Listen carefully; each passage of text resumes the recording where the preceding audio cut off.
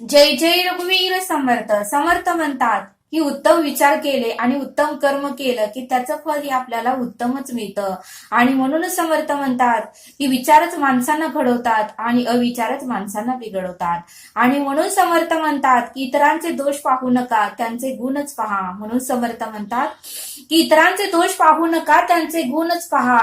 मग ते गुण नकळत आपल्याकडेच येतील. आणि म्हणून समर्थ म्हणतात की इतरांचे दोष काढणे बंद करा, इतरांचे गुण जास्तीत जास्त आपल्याकडे कसे घेता येईल याचा तुम्ही प्रयत्न करा, असं समर्थांनी आपल्याला इथे सांगितलं. आणि म्हणून समर्थ म्हणतात की इतरांना अत्तर लावताना नकळत आपल्या बोटालाही अत्तर लागते. म्हणून समर्थ म्हणतात की इतरांना अत्तर लावताना नकळत आपल्या बोटालाही अत्तर लागते. आणि इतरांच्या अंगावर गुलाब पाणी शिंपडताना नकळत काही थेंब आपल्या अंगावरही पडतात. इतरांच्या अंगावर गुलाब पाणी शिंपडताना नकळत काही थेंबही आपल्या अंगावर पडतात. आणि म्हणून समर्थ म्हणतात की इतरांना हसवताना नकळत आपणही हसतो. आणि म्हणून समर्थ म्हणतात की इतरांना आपल्याला आनंद देता आलं पाहिजे. आणि म्हणून समर्थ म्हणतात की इतरांना आपणही आनंदित करता आलं पाहिजे आणि इतरांनाही आपल्याला आनंद देता आलं पाहिजे, असं समर्थांनी आपल्याला इथे सांगितलं. आणि म्हणून समर्थ म्हणतात की एका डब्यामध्ये जर आपण एखादा पदार्थ ठेवला किंवा एखादी वस्तू ठेवली आणि 2-3 दिवसांनी तोच डबा उघडून बघितला तर जी आपण वस्तू ठेवली आहे तीच आपल्याला दिसणार आहे, जो पदार्थ आपण ठेवलेला आहे तीच दिसणार आहे, जी वस्तू आपण ठेवलेली आहे तीच आपल्याला दिसणार आहे. मग समर्थ म्हणतात की आपल्या आयुष्याचं, आपल्या कर्माचंही तसंच आहे. आपण जसं कर्म करू, जसं विचार करू, थोडे दिवस गेल्यानंतर, थोडे वर्ष गेल्यानंतर आपल्यालाही तेच प्राप्त होणार आहे. आपल्या डब्यामध्ये जे शिजतं तेच परत उगवणार, तेच परत पुढे जाऊन आपल्याला तेच प्राप्त होणार आहे, असं समर्थांनी आपल्याला ते सांगितलं. आणि म्हणून समर्थ म्हणतात की उत्तम विचार करा, उत्तम कर्म करा, त्याचं फळ आपल्याला नक्कीच मिळतं आणि ह्या जन्मातच मिळतं, असं समर्थांनी आपल्याला इथे सांगितलं. समर्थ आपल्याला एक बोध देतात. एका गावामध्ये असं भरपूर अशी श्रीमंत एक व्यक्ती राहत होती. खूप श्रीमंत होती, इस्टेट होती, प्रॉपर्टी होती, शेती होती, सर्व काही घरामध्ये वस्तू होत्या. त्यांना एकुलता एक असा मुलगा होता. पण तो मुलगा काही काळानंतर, 21-22 वर्षाचा तो मुलगा होता, काही काळानंतर तो मुलगा आजारी पडला. खूप काही दवाखाने केले पण कुठल्याही दवाखान्यात त्या मुलाला गुण आला नाही. तो नेहमी इथं अन्न सोडून दिलं त्याने, पाणीही त्याला पचना, काही केल्या त्याचा काहीच उपयोग होईना. आई वडील मात्र फार दुःखी राहू लागले. का तर त्यांना एकुलता एक मुलगा होता, प्रॉपर्टीही भरपूर होती आणि त्यांचं त्यांच्या मुलावरही भरपूर प्रेम होतं. आता करायचं तरी काय? आणि एका व्यक्तीने त्यांना येऊन सांगितलं की या गावामध्ये थोड्या अंतरावर एक आश्रमामध्ये एक गुरु राहतात, तपश्चर्या करतात, नामस्मरण करतात आणि त्यांना भरपूर अनुभव आहे. तुम्ही एकदा जाऊन त्यांचा विचार घ्या, त्यांना विचारा. त्यावेळेस त्या दोघांनी ठरवलं हा शेवटचा उपाय आपण करायचा. आणि ते दोघंही पती पत्नी त्या आश्रमात त्या गुरूंना भेटायला गेले, त्या महाराजांना भेटायला गेले. त्यावेळेस गुरूंना त्यांनी सर्व काही सांगितलं की आमचा एकुलता एक मुलगा आहे आणि खूप त्याला आम्ही आनंद लाडाने वाढवला आहे, मोठं केलं आहे, शिक्षण दिलं आहे आणि आम्हाला म्हातारपणाचा एकमेव आधार तोच आहे आणि तोच आता आजारी पडत आहे. खूप दवाखाने केले पण काहीच गुण येईना. त्यावेळेस ते गुरु म्हणाले तुम्ही त्याला अजून मोठ्या दवाखान्यात घेऊन जावा, त्याचे उपचार उत्तमाचे करा, तो बरा होईल. जेवढं काही खर्च करता येईल तेवढं करा. तुमचं सर्व काही विकायला जरी लागलं तरी तुम्ही मागे पुढे पाहू नका, तरच तुमचा मुलगा वाचेल, अन्यथा नाही. याच्या पुढे मी काही सांगू शकत नाही. तुम्ही तुमचा मुलगा बरं वाटल्यानंतरच माझ्याकडे परत या, असं गुरुंनी सांगितल्यावर ते दोघंही पती पत्नी घरी आले. घरी आल्यानंतर त्याला सिटीतल्या हॉस्पिटलमध्ये नेलं आणि ऍडमिट केलं. सिटीतल्या हॉस्पिटलमध्ये नेल्यावर ऍडमिट केलं. त्याचं बरंच काही उपचार केले. उपचाराला, औषधाला भरपूर खर्च झाला. जे काही त्यांच्याकडे प्रॉपर्टी होती, शेती होती तीही त्यांनी विकली. घरामध्ये जे काही गाडी होते तेही त्यांनी विकले. तरीही गुण आला नाही. पुन्हा त्यांनी अजून त्याचं मोठ्या सिटीमध्ये त्याला दाखवलं. पुन्हा त्यांच्याकडे जे काही राहिलं होतं ते फक्त घर शिल्लक होतं. ते म्हटले की मुलापेक्षा आपल्याला घर महत्वाचं नाही. एकदा मुलगा आपला वाचला तर आपण पुन्हा एकदा घर बांधू शकू, पण एकदा मुलगा गेला तर आपल्याला परत तो मुलगा मिळणार नाही, असं पती पत्नी विचार करू लागले. आणि त्यावेळेस त्यांनी ते राहिलेलं शेवटचं घरही त्यांनी विकून टाकलं आणि मुलाच्या दवाखान्याला खर्च केले, मुलाच्या मेडिकलच्या औषधाला खर्च केले, जे काही ट्रीटमेंट आहेत ते केले, ज्या काही ऑपरेशन करायचे होते ते केले, सर्व काही केलं. त्यांच्याकडे आता काही शिल्लक राहिलं नव्हतं. आणि मुलगा मात्र बरा झाला. मुलगा ठणठणीत झाला, पहिला जसा होता तसाच झाला. आणि मग त्यांना त्या गुरूंची आठवण आली आणि ते पती पत्नी म्हणाले आपण आपल्या मुलाला घेऊन त्या गुरूंचे दर्शन घ्यायला जाऊया. गुरूंनी जसं सांगितलं तसंच घडलं. त्यावेळेस ती तिघही गुरूंच्या आश्रमात गेले आणि गुरूंना साक्षात दंडवत घातला की तुम्ही जसं सांगितलं तसंच झालं आणि आमचा मुलगाही आता खूप छान आहे, खूप बरं आहे त्याला पण, आणि म्हणून आम्ही त्यालाही तुमच्या दर्शनासाठी घेऊन आलो. त्यावेळेस त्या दोघं पती पत्नींना मात्र वाईट वाटत होतं. का तर एवढं सगळं आम्ही विकलं, त्यावेळेस आमचा मुलगा बरा झाला. याचं कारण त्यांना विचारायचं होतं. त्यावेळेस गुरुंना त्यांनी विचारलं की गुरुदेव आमचा मुलगाही बरा झाला, आम्ही तुमचे आशीर्वादही घेतले, पण आम्हाला एक शंका आहे, त्या शंकेचं तुम्ही आम्हाला उत्तर द्या. त्यावेळेस गुरुदेवांनी म्हटले ठीक आहे, विचारा, काय शंका आहे ती विचारा. त्यावेळेस ते पती पत्नी म्हणाले की आम्ही एवढं प्रॉपर्टी होती, आमची शेती होती, बंगला होता, जे काही इस्टेट होती ती सर्व काही आता गेली. आता आम्हाला भाड्याच्या घरात राहावं लागणार, पुन्हा एकदा सर्व काही साम्राज्य उभं करावं लागणार. पण हे सर्व गेलं, याचं दुःख आम्हाला फार आहे आणि आम्हाला फार वाईट वाटत आहे. पण हे सर्व का गेलं याचं आम्हाला उत्तर पाहिजे. त्यावेळेस गुरुदेव म्हणाले की कर्म हे कुणालाही चुकलेलं नाही, कर्म हे परमेश्वरालाही चुकलेलं नाही, कर्म हे श्रीराम प्रभूंनाही चुकले नाही, तर कर्म हे श्रीकृष्णांनाही चुकले नाही. तर आपण तर मनुष्य आहोत. कर्म हे कुठं जरी गेलं, परदेशात जरी गेलं तर तेथूनही आपल्याला शोधून काढते आणि कर्म फेडल्याशिवाय आणि सर्व काही त्रास भोगल्याशिवाय आपल्याला मुक्ती ही सहजासहजी मिळतच नाही. तुम्हीही तसे कर्म केले, त्यामुळे तुम्हाला या जन्मात ते फेडावेच लागले. त्यावेळेस ते पती पत्नी म्हणाले की गुरुदेव सांगा ना, आम्ही कुठले असे कर्म केले, आम्हालाही कळू द्या की आमच्याकडून काय असा गुन्हा झाला, आमच्याकडून काय अशी चूक झाली. गुरुदेव तुम्ही कृपा करून आम्हाला सांगा. त्यावेळेस गुरुदेव म्हणाले की गेल्या जन्मी तुम्ही दोघं भाऊ होते, विद्याधर आणि गंगाधर असे तुम्ही दोघं भाऊ होते. तुमच्या दोघांचाही संसार उत्तमच आणि सुखाचा चालत होता. पण एक दिवशी मात्र तुमचे आई वडील हे जग सोडून निघून गेले. त्यावेळेस मात्र तुम्ही दोघंही संसार तर करतच होता, पण तू मात्र त्याला गंगाधरला मात्र सर्व इस्टेटीतून मुक्त केलं. सर्व इस्टेटीतून 1 रुपयाही तू दिला नाही. सर्व काही आई वडील गेल्यानंतर तू त्यांचं घर आपल्या स्वतःच्या नावावर केलं, तू त्यांची शेती आपल्या स्वतःच्या नावावर केली. सर्व काही आई वडिलांनी मिळवलेले दागदागिनेही तू स्वतःच घेतले. सर्व काही पैसा, इस्टेट, बँक बॅलन्स सर्व काही तूच घेतलंस. आपल्या भावाला मात्र घरातून तू हाकलून दिलंस, त्याला 1 रुपयाही दिलं नाही. विद्याधर मात्र श्रवणात होता, तो मात्र नामस्मरणात होता, तो मात्र उपासनेत होता. त्याने असं काही केलं नाही, तुझ्याशी तो भांडला नाही, कारण त्याचा परमेश्वरावर विश्वास होता आणि त्याला कर्माची जाणीव होती. त्यामुळे त्यानेही तुझ्याशी वाद न घालता तो घरातून निघून गेला आणि आपलं राहिलेलं आयुष्य त्याने काढलं.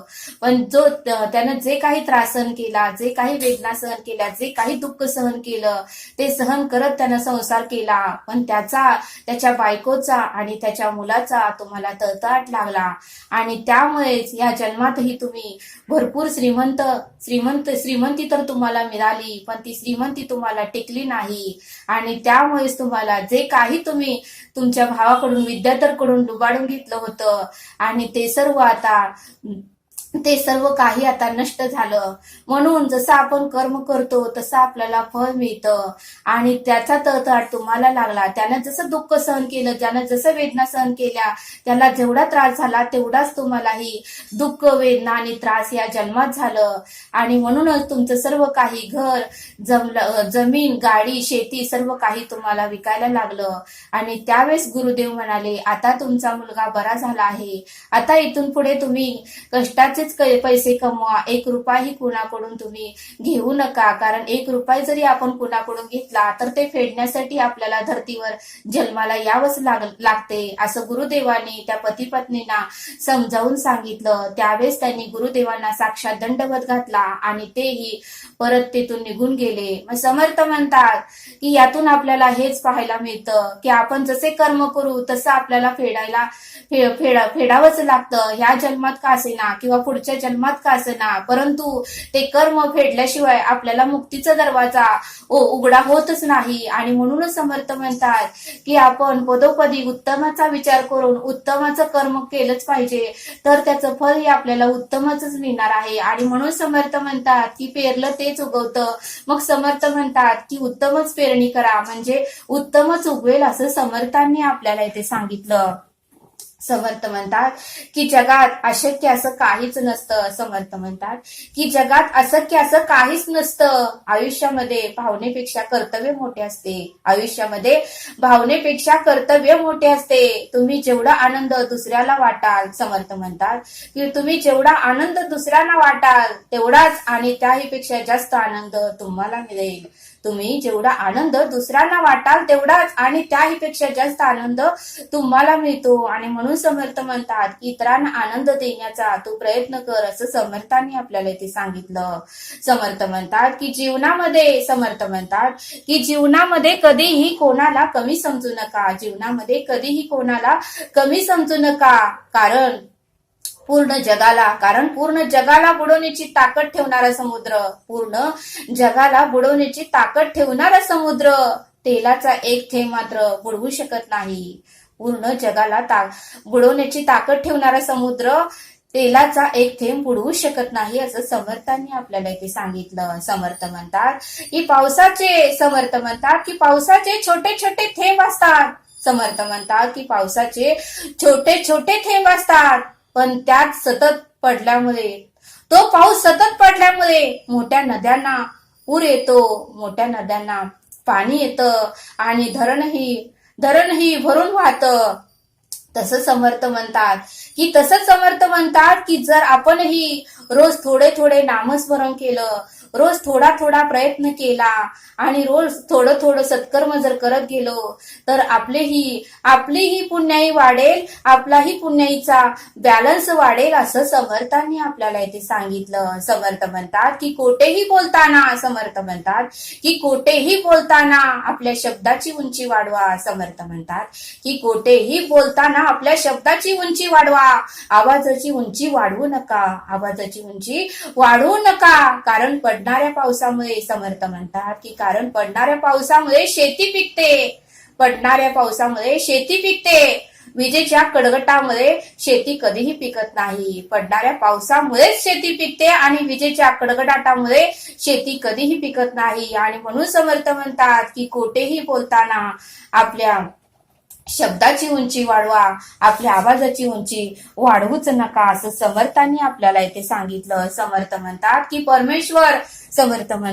परमेश्वर हा शांततेचा मित्र आहे. समर्थ म्हणतात की परमेश्वर हा शांततेचा मित्र आहे. निसर्ग पण शांत आहे म्हणून देव निसर्गाचा मित्र आहे. समर्थ म्हणतात की निसर्ग पण शांत आहे म्हणूनच देव निसर्गाचाही मित्र आहे.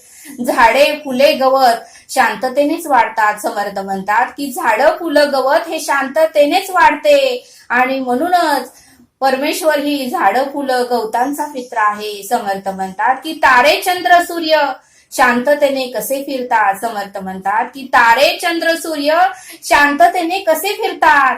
तसेच समर्थ म्हणतात की आपल्या आत्म्यालाही आपल्या मनाचा चांगला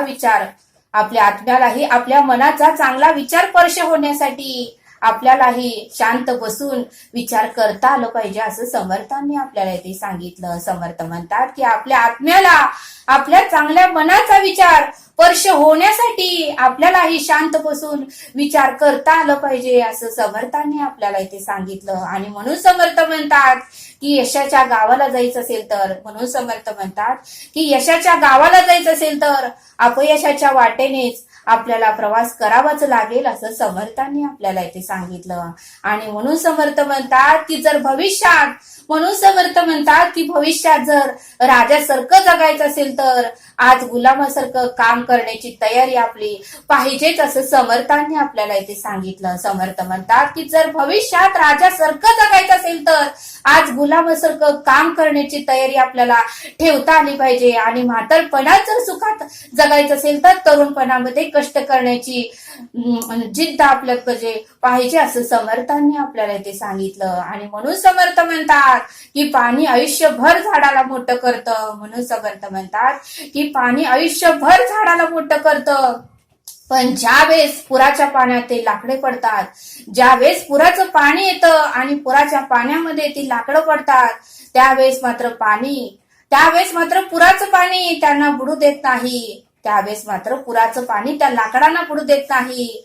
अगदी त्या लाकडांना आपल्या आई वडिलांसारखी, अगदी त्या लाकडाची आपल्या आई वडिलांसारखी ते पाणी काळजी करतं. आणि म्हणून समर्थ म्हणतात की आपणही अखंड त्या परमेश्वराचं नामस्मरण करायचं, म्हणजे परमेश्वर मात्र आपल्याला कुठल्याही संकटामध्ये बुडूच देत नाही असं समर्थांनी आपल्याला इथे सांगितलं. आणि म्हणून समर्थ म्हणतात की वारा आहे पण दिसत नाही, पण त्या वाऱ्याचा स्पर्श मात्र आपल्याला होतो. वारा आहे पण दिसत नाही, पण त्या वाऱ्याचा स्पर्श मात्र आपल्याला होतो. सुगंध आहे दिसत नाही, पण तो सुगंध मात्र आपल्याला वास घेता येतो, त्या सुगंधाचा मात्र आपल्याला वास घेता येतो. तसं समर्थ म्हणतात की परब्रह्म सगळीकडे आहे, परब्रह्म कणामध्ये व्यापून उरलेला आहे, परब्रह्म आपल्या हृदयातच आहे, पण तो फक्त दिसत नाही, ती फक्त अनुभवाची गोष्ट आहे, प्रचिती घेण्याची गोष्ट आहे असं समर्थांनी आपल्याला इथे सांगितलं. समर्थ आपल्याला एक श्लोक देतात, जनिहित पंडित सांडित गेले, अहंता गुणे ब्रह्म राक्षस झाले, तयाहून उत्पन्न तो कोण आहे, पण सर्व जाणीव सांडून राहे. या श्लोकाचा अर्थ समर्थ सांगतात की काही विद्वान लोक पंडित असूनही विद्वतेच्या घमंडेत मग्न राहिले, काही विद्वान लोक पंडित असूनही विद्वतेच्या घमंडेत मग्न राहिले, त्यामुळे त्यांना आत्मकल्याण साधता आले नाही, आत्मकल्याण साधता आले नाही. अहंकारामुळे मृत्यूनंतरही ते ब्रह्मराक्षस झाले. आणि त्यांचे पांडित्य अद्वितीय असूनही त्यांना भयंकर परिणाम भोगावाच लागला. म्हणूनच हे मना, तू ज्ञातेपणा सोडूनच राहा आणि मीपणाचा ताटा तू सोडूनच दे, अहंकारही तू सोडूनच दे आणि अखंड त्या प्रभू श्रीरामाचं नामस्मरण कर. असा या श्लोकाचा अर्थ समर्थांनी आपल्याला इथे समजावून सांगितला. तरी आता आपण येथेच थांबूया. या चॅनलवर नवीन असाल तर चॅनलला सबस्क्राईब करा, व्हिडिओ आवडल्यास लाईक करा. भेटूया पुढील भागात. धन्यवाद. जय सद्गुरू.